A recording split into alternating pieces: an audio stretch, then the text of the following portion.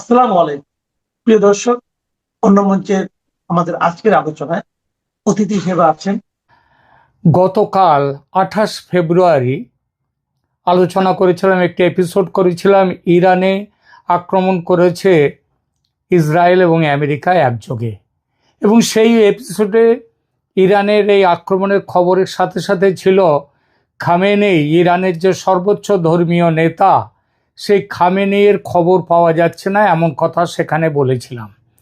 কিন্তু একদিনের মধ্যেই আবার সেই স্থিতি পাল্টে গেছে। কাল বলেছিলাম যে আমি যে কদিন চলবে এই ইরানের এই ঘটনা, আমি একটি করে এপিসোড করব সকালে। গতকাল রাত্রে একটা বড় ব্যাপার ঘটে গেছে ইরানে। গতকাল 28 ফেব্রুয়ারির রাত্রে তেহরানের আকাশে সাইরেন বাজছে, মাঝরাতে একটার পর একটা বিস্ফোরণ। আর ঠিক সেই সময়েই ইরানের রাষ্ট্রীয় টেলিভিশন ক্যামেরা বদলিয়ে নেয় কালো ফ্রেমে, সাদা অক্ষরে ভেসে ওঠে একটা খবর: ইরানের সর্বোচ্চ নেতা আয়াতুল্লাহ আলী খামেনেই শহীদ হয়েছেন। একটা দেশের জন্য এটা শুধু একজন নেতার মৃত্যু নয়, যে ব্যক্তি 4 দশকেরও বেশি সময় ধরে ইরানের রাজনীতি, সেনাবাহিনী, গোয়েন্দা সংস্থা, আঞ্চলিক নীতি সব কিছুর কেন্দ্রবিন্দু ছিলেন, হঠাৎ তিনি নেই। আরও নাটকীয়তা যোগ হয় যখন ইরানের ভেতর থেকেই খবর আসতে শুরু করে খামেনেইর দ্বিতীয় পুত্র মোস্তাবা খামেনেই নাকি বাবার আসনে বসার প্রস্তুতি নিচ্ছেন। এই এপিসোডে আজকে এখন আমরা চেষ্টা করব গল্পের মতো করে বুঝতে খামেনেইর মৃত্যু মানে কি বার্তা ইরানের জন্য, মধ্যপ্রাচ্যের জন্য, আর সবচেয়ে গুরুত্বপূর্ণ আমাদের ভারতের জন্য। কারণ উপসাগরের এই আগুন ভারতের অর্থনীতি, জ্বালানি আর অঞ্চলের কূটনৈতিক হিসাব সব কিছুতেই ঢেউ তুলতে যাচ্ছে। আঘাত আর ঘোষণা এক রাতেই সব বদলে গেল। 25 থেকে 28 ফেব্রুয়ারির মধ্যে টানা কয়েক রাত ধরে খবরের ফিডে যা দেখা গেছে, ইসরায়েল ও যুক্তরাষ্ট্রের হামলায় ইরানের ভেতরে একাধিক সামরিক ও রাজনৈতিক টার্গেট আঘাতপ্রাপ্ত। তেহরান সহ বিভিন্ন শহরে বিস্ফোরণের শব্দ শোনা গেছে। ঠিক এই হামলার পরই ইরানি রাষ্ট্রীয় টিভি প্রথম আনুষ্ঠানিকভাবে ঘোষণা দেয় খামেনেই আর বেঁচে নেই। প্রথম দিকে যে কে কি বলছে সেটা নিয়েও ছিল বিভ্রান্তি। কেউ বলছে হৃদরোগ, কেউ বলছে হামলায় আহত হয়ে পরে মৃত্যুবরণ, আবার কেউ সরাসরি এটাকে আমেরিকা ইসরায়েলের হত্যা অভিযান নামে অভিহিত করেছে। কিন্তু একটা জিনিস পরিষ্কার, রাষ্ট্রীয় মিডিয়া যখন মৃত্যু সংবাদ স্বীকার করে তখন ইরানে সেই মৃত্যু ঘটেছে এবং উত্তরাধিকার প্রক্রিয়া আনুষ্ঠানিকভাবে শুরু হয়ে গেছে। এদিকে একই টাইম লাইনে ইরানের তরফ থেকে উপসাগরীয় বিভিন্ন দেশে পাল্টা হামলার খবর এসছে। দুবাই, আবুধাবি, বাহরিন, সৌদি আরবে নির্দিষ্ট সামরিক অবকাঠামো টার্গেটে মিসাইল ও ড্রোন আঘাতের রিপোর্ট পাওয়া যাচ্ছে। আরব বিশ্ব যেখানে এতদিন অনেক ক্ষেত্রে প্রক্সি যুদ্ধের ফ্রন্ট লাইন ছিল, এবার সরাসরি তাদের শহর, বিমানবন্দর, তেল অবকাঠামো সব টার্গেটে চলে এসেছে। এই টার্গেট করছে ইরান। এই নাটকীয় সামরিক উত্তেজনার ভেতরেই শুরু হয় আসল রাজনৈতিক ড্রামা। কে বসবে ইরানের সর্বোচ্চ ক্ষমতার চেয়ারে? খামেনেই কে ছিলেন আর তার মৃত্যু প্রতীকীভাবে কি বলছে সেটা দেখি। খামেনেই শুধু একজন রাজনৈতিক নেতা ছিলেন না, ছিলেন পুরো ইসলামী প্রজাতন্ত্র ধারণার গ্যারান্টার হিসেবে তিনি বড় টাইপ ফিগার। 1989 সালে খোমেনির মৃত্যুর পর যখন খামেনি সর্বোচ্চ নেতা হলেন, তখন থেকে ইরানের প্রেসিডেন্ট বদলেছে, পার্লামেন্ট বদলেছে, কিন্তু সর্বোচ্চ নেতৃত্ব অপরিবর্তিত থেকেছে। রেভলিউশনারি গার্ড, বেসিজ মিলিশিয়া, গোয়েন্দা সংস্থা, জুডিশিয়ারি, রাষ্ট্রীয় মিডিয়া সবখানে খামেনেইর নেটওয়ার্ক ও লোকজন বসানো ছিল। এই অবস্থায় তার মৃত্যু মানে তাহলে কি? এক কথায় একটা গভীর পাওয়ার ভ্যাকুয়াম তৈরি হওয়ার ঝুঁকি। কিন্তু এখানেই ইরানের সিস্টেম ডিজাইন গুরুত্বপূর্ণ, কারণ কাগজে কলমে সবকিছুর উত্তরাধিকার ইতিমধ্যেই লেখা আছে। ইরানের ক্ষমতা বদলের রূপরেখা তাহলে কি দাঁড়ালো? পুত্রের অধিকার, পুত্রের উত্তরাধিকার জল্পনা। ইরানের সর্বোচ্চ নেতার উত্তরসূরি নির্ধারণ করে একটি বিশেষ প্রতিষ্ঠান, তারাই এটা করে। তার নাম হচ্ছে অ্যাসেম্বলি অফ এক্সপার্টস। 88 জন আলেম সদস্য নিয়ে গঠিত এই পরিষদ তাত্ত্বিকভাবে স্বাধীন। তাদের কাজ হলো পরবর্তী সর্বোচ্চ নেতাকে নির্বাচন করা, প্রয়োজনে অপসারণও করা। আইন অনুযায়ী খামেনেইর মৃত্যুর পর এই পরিষদই নতুন নেতাকে মনোনীত করবে, অথবা একটি অস্থায়ী নেতৃত্ব পরিষদ গঠন করে ক্ষমতা ভাগ করে রাখতে পারে। এখন আসি খামেনেইর পুত্র ক্ষমতা গ্রহণ করবে কিনা সেই প্রসঙ্গে। ইরানের ভেতর থেকে এবং ডায়াসপোরা মিডিয়া থেকে বেশ কিছুদিন ধরেই জল্পনা চলছে খামেনেইর দ্বিতীয় পুত্র মুজতবা নাকি বাস্তবে নিরাপত্তা রাষ্ট্রের অনেকখানি নিয়ন্ত্রণে আছেন। রয়টার্সের একটি বিশ্লেষণে 2025 সালে উল্লেখ করা হয়েছিল খামেনেইয়ের সম্ভাব্য উত্তরসূরিদের শর্টলিস্টে মোস্তফার নাম আছে, এবং তিনি রেভলিউশনারি গার্ড ও ধর্মীয় এস্টাবলিশমেন্টের ভেতর কন্টিনিউইটি ক্যান্ডিডেট হিসেবে কাজ করছেন। অন্যদিকে ইরান ওয়ারের মতো সূত্র বলছে খামেনেই নিজে নাকি চাননি যে তার ছেলে তাকে সরাসরি উত্তরসূরি করা হোক, কারণ এতে বংশানুক্রমিক একনায়কতন্ত্রের ইমেজ তৈরি হয়, যা ইসলামী প্রজাতন্ত্রের মূল ন্যারেটিভের বিরুদ্ধে যায়। এই প্রেক্ষাপটে এখন যে খবর আসছে, ইরানের ভেতরের কিছু গোষ্ঠী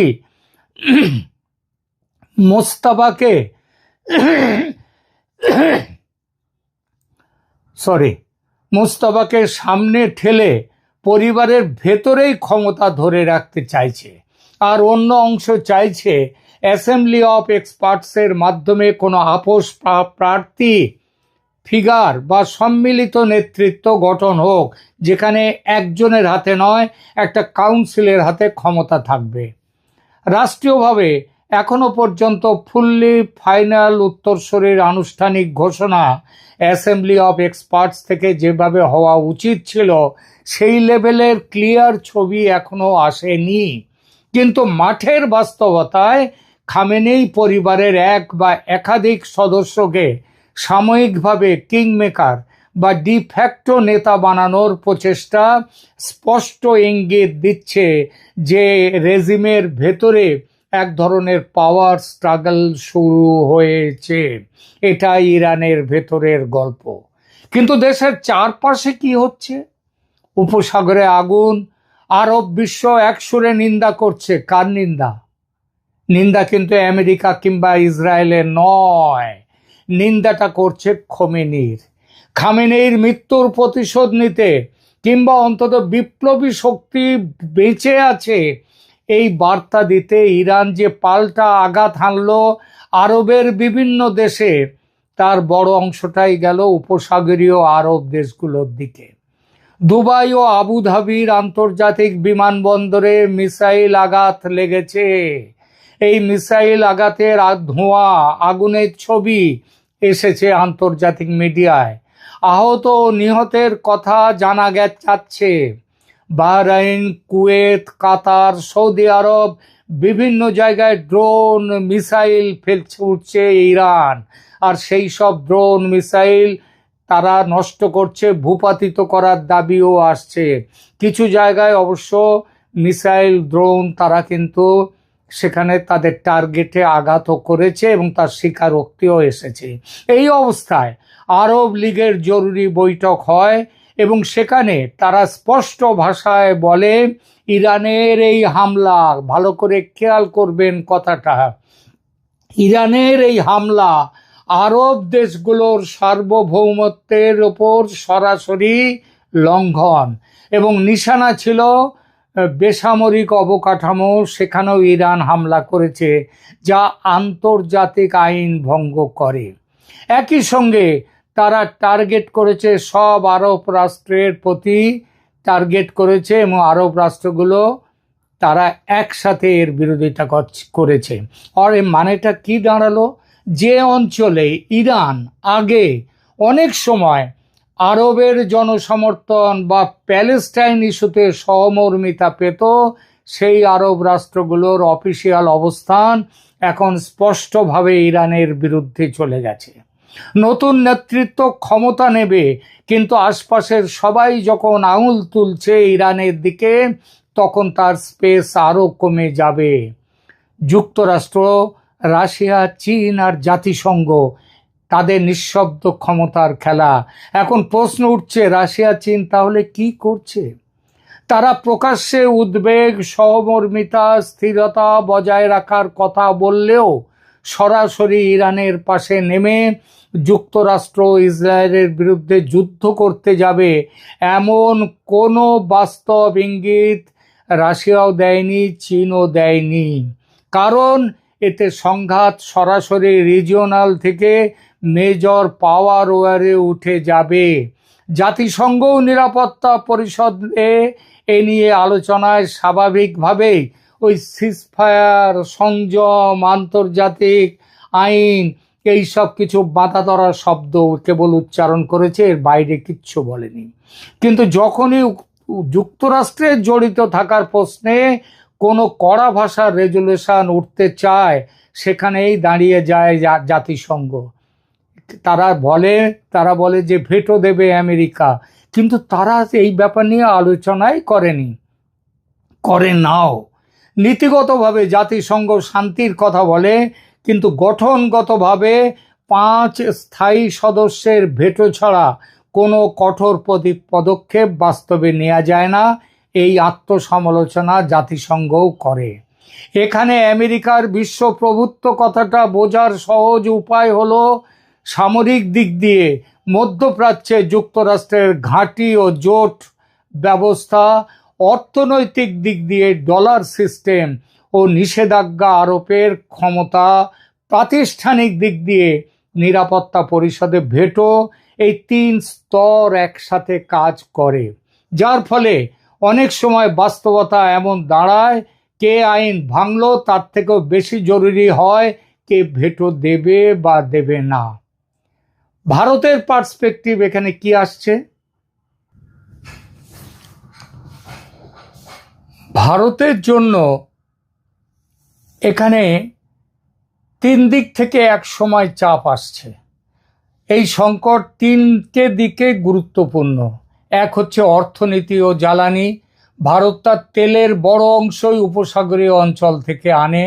দুবাই, আবুধাবি, সৌদি আরব, কুয়েত, এইসব জায়গা শুধু সরবরাহকারী নয়, রিফাইনিং ও রিএক্সপোর্ট হাবও এইসব অঞ্চলের থ্রু দিয়ে।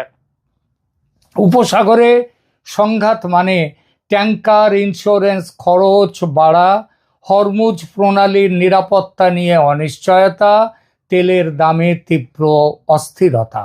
এগুলো সরাসরি ভারতের আমদানি বিল ও মুদ্রাস্ফীতিতে চাপ তৈরি করবে। এরপর প্রবাসী ভারতীয় এবং তাদের নিরাপত্তা।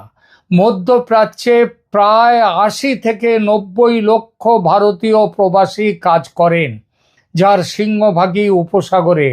দুবাই, আবুধাবি, দোহা, রিয়াদ, জেদ্দা, এই শহরগুলিতে হামলার ঝুঁকি বাড়লে ভারতকে কনসুলার সাপোর্ট, জরুরি ফ্লাইট, নিরাপত্তা মূল্যায়ন সব দ্রুত করতে হবে। আগেও উপসাগর থেকে বড় আকারে ইভাকুয়েশন করেছে ভারত। এখনকার পরিস্থিতিতেও সেরকম কন্টিনজেন্সি প্ল্যানিং তার দরকার পড়তে পারে। এর ছাড়া আছে ভারত একদিকে তাদের কূটনীতি ও স্ট্র্যাটেজিক্যাল পরিস্থিতি, ভারত একদিকে যুক্তরাষ্ট্র ও ইসরায়েলের সাথে নিরাপত্তা ও প্রতিরক্ষা সহযোগিতা খুব দ্রুত বাড়াচ্ছে। কোয়াড, ইন্দো প্যাসিফিক প্রযুক্তি সহযোগিতা, অস্ত্র চুক্তি সব মিলিয়ে এক ধরনের স্ট্র্যাটেজিক পার্টনারশিপ ঘনিষ্ঠতর হচ্ছে যুক্তরাষ্ট্র এবং ইসরায়েলের সঙ্গে। অন্যদিকে ইরানের সাথেও সম্পর্ক গভীর। চাবাহার বন্দর ভারতের তৈরি। চাবাহার বন্দর, আফগান, মধ্য এশিয়া কানেক্টিভিটি এবং ঐতিহাসিক সম্পর্ক দুদেশের মধ্যে, এই সবই ভারতের কন্টিনেন্টাল স্ট্র্যাটেজির জন্য গুরুত্বপূর্ণ। এই দুই দিকের মাঝখানে দাঁড়িয়ে ভারত সাধারণত যে ভাষা ব্যবহার করে তা হলো, আমরা সকল পক্ষকে সংযম ও সংলাপের আহ্বান জানাই, আঞ্চলিক স্থিতিশীলতা অত্যন্ত গুরুত্বপূর্ণ ইত্যাদি ধরনের স্টেটমেন্ট বলে ভারত। অর্থাৎ ভারত কোনো পক্ষের নাম ধরে প্রকাশ্যে দোষারোপ করে না, করতে চায় না, যাতে ভবিষ্যতে তেহরান বা রিয়াদ দুদিকেই দরজা খোলা থাকে তার জন্য। যদি খামেনেইর পরবর্তী নতুন নেতৃত্ব মোস্তাফা বা অন্য কোনো কনজারভেটিভ ফিগার উঠে আসে, ভারতের কাজ হবে খুব দ্রুত বুঝে ফেলা কার সাথে কথা বললে ইরানের ভেতরের আসল সিদ্ধান্তের কেন্দ্রে পৌঁছানো যাবে। চাবাহার ও জ্বালানি সহযোগিতা কি নতুন করে নেগোশিয়েট করতে হবে, নাকি ইরানের অস্থিরতা বাড়লে ভারত বিকল্প রুট যেমন আরব সাগরের অন্য বন্দর, গালফ, ইসরায়েল সংযোগ ইত্যাদি সেই দিকে জোরদার করবে? এরপর তিনটে সম্ভাব্য ভবিষ্যৎ দেখা যায়। আপনারা কোনটা দেখছেন সেটা জানাবেন। এপিসোড শেষ করার আগে আমি একটা কথা বলবো, সেটা হচ্ছে অ্যাসেম্বলি অফ এক্সপার্টস, ইরানের ধর্মীয় সংস্থার সর্বোচ্চ, আনুষ্ঠানিকভাবে পরিবারের কাউকে বা কোনো কাছের কনজারভেটিভ আলেমকে সর্বোচ্চ নেতা ঘোষণা করে রেভলিউশনারি গার্ড একসাথে দাঁড়ায় আর দেশ প্রতিরোধ ও ঐক্যের ন্যারেটিভে চলে যায় কিনা। এতে বাইরের জন্য সংঘাত বাড়তে পারে, ভেতরে আপাত স্থিতি ফিরতে পারে, কিন্তু দীর্ঘমেয়াদে জন অসন্তোষ, অর্থনৈতিক চাপে আবার নতুন টান পড়বে। ক্ষমতার ভেতরে ফাটল, গার্ড, ধর্মীয় এস্টাবলিশমেন্ট, নির্বাচিত নেতৃত্ব সব মিলিয়ে কে কতটা ক্ষমতা নেবে তা নিয়ে টানাটানি শুরু হয়ে গেছে। এক্ষেত্রে বাইরে যুদ্ধ আর ভেতরে ক্ষমতার লড়াই, দুই চাপে ইরান দুর্বল, আর সেটাই অনেক বিদেশি শক্তির কাছে কাঙ্ক্ষিত সফেনিং, যে এইটাই চাই। আঞ্চলিক ও বৈশ্বিক আপোষ, সেই চেষ্টা। যুদ্ধের খরচ যখন সবাই বুঝতে পারবে, বিশেষ করে উপসাগরীয় আরব রাষ্ট্র ও ভারত, চীন, ইউরোপের মতো জ্বালানি নির্ভর অর্থনীতি, তখন পর্দার আড়ালে এই যে উত্তেজনাটাকে কম করার কাজ শুরু হয়ে যেতে পারে। নতুন নেতৃত্ব হয়তো কিছু সময়ের জন্য সংঘাতের গ্রাফ কমিয়ে অর্থনীতি ও বৈধতা পুনর্গঠনে মন দেবে। আজকের গল্পে আমরা দেখলাম একজন মানুষের মৃত্যু কতভাবে একটি পুরো অঞ্চলের রাজনৈতিক মানচিত্র নাড়িয়ে দিতে পারে।